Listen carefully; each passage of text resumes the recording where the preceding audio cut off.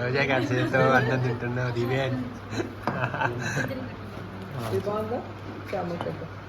ఇది మా ఊరు స్పెషల్.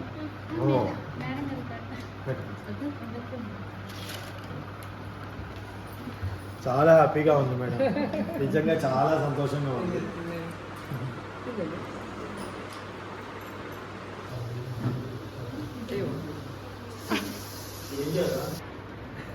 దీవెని ఎలా పొట్ట నిండా తింటున్నావా? రోజు అమ్మని ఆట ఆడిస్తావు.